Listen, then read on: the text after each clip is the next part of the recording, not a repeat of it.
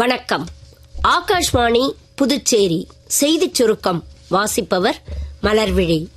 தீவிரவாதம், மாவோயிசம் ஆகிய வன்முறை எதையும் சகித்துக் கொள்ள முடியாது என்பதே அரசின் கொள்கை என்று பிரதமர் திரு நரேந்திர மோடி கூறியுள்ளார்.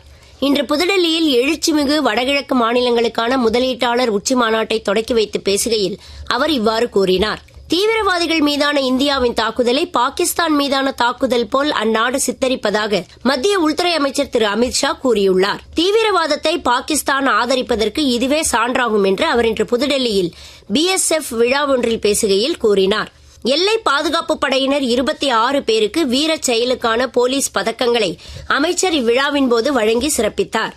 புதுச்சேரியில் குருமாப்பேட் பால் பண்ணை வளாகத்தில் 20,000 லிட்டர் உற்பத்தி திறனுடன் பாண்ட்லே ஐஸ்கிரீம் உற்பத்தி கூடம் நிறுவும் பணிகளுக்கு இன்று முதலமைச்சர் திரு ரங்கசாமி அடிக்கல் நாட்டினார்.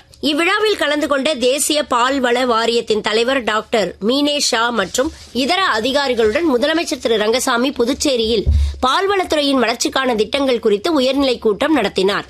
பெண்கள் தலைமையிலான கூட்டுறவு அமைப்புகள் மூலம் விவசாயிகளை மையமாக கொண்ட வளர்ச்சியை பால்வளத்துறையில் கொண்டு வருவது குறித்து இக்கூட்டத்தில் முக்கியமாக விவாதிக்கப்பட்டது.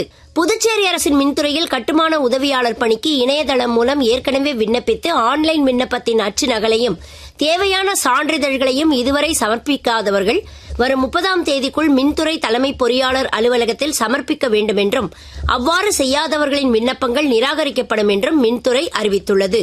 தென்மேற்கு பருவமழை கேரளத்தில் அடுத்த 2 நாட்களில் தொடங்கி தமிழகத்தின் சில பகுதிகளுக்கு பரவ வாய்ப்புகள் உள்ளதாக சென்னை வானிலை ஆய்வு மையம் தெரிவித்துள்ளது. IPL போட்டியில் டாஸ் ஜெயித்த பெங்களூரு அணியால் முதலில் ஆட பணிக்கப்பட்ட ஹைதராபாத் அணி சற்று முன்வரை 4.3 ஓவர்களில் 2 விக்கெட் இழப்பிற்கு 54 ரன் எடுத்திருந்தது. இத்துடன் இந்த செய்திச் சுருக்கம் நிறைவு பெறுகிறது.